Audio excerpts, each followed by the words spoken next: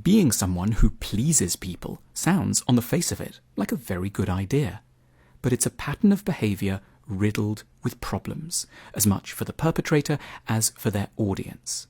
The people pleaser is someone, who might at times be oneself, who feels they have no option but to mould themselves to the expectations of others, and yet harbours all manner of secret and at points dangerous reservations and resentments. They act like the perfect lover when their real feelings are much darker. They give their assent to plans they hate, and they confuse everyone around them by failing to express in due time, with the requisite courage, their authentic needs and ambitions. Putting it bluntly, we could say that the people pleaser is a liar.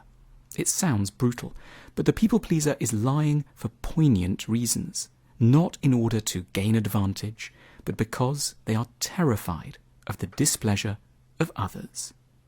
To understand and potentially sympathize with the people pleaser, we need to look at their past, which almost invariably involves an early experience of being around people, usually a mother or father, who seem to be radically and terrifyingly incapable of accepting and forgiving certain necessary but perhaps tricky facts about their child.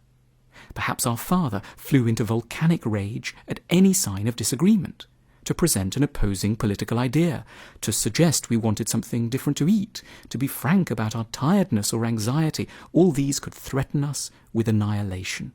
To survive, we needed to be acutely responsive to what others expected us to do and say.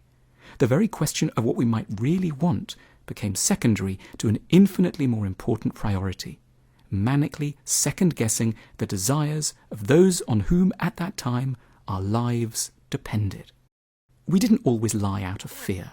It was also often out of love for someone we were profoundly attached to, but who was vulnerable in some way.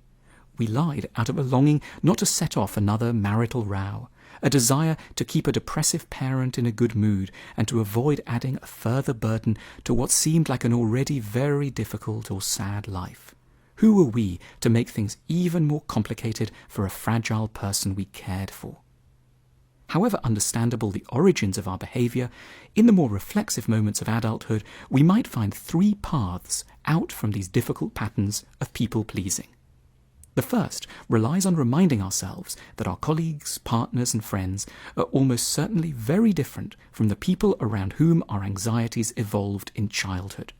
Most humans can cope quite well with a bit of contradiction, a dose of unwelcome information, or an occasional rejection, delivered with requisite politeness. The other is not going to explode or dissolve. We learned a very particular habit of relating to the world around a group of people who were not representative of humanity as a whole. Secondly, we need to acknowledge the inadvertently harmful side effects of our behaviour. We may genuinely have good intentions, but we are endangering everyone by not speaking more frankly. At work, we aren't doing anyone a service by withholding our doubts and reservations. And in love, there is no kindness in staying in a relationship simply because it seems the other might not survive without us. They will, but we will have wasted a lot of their time through our sentimentality.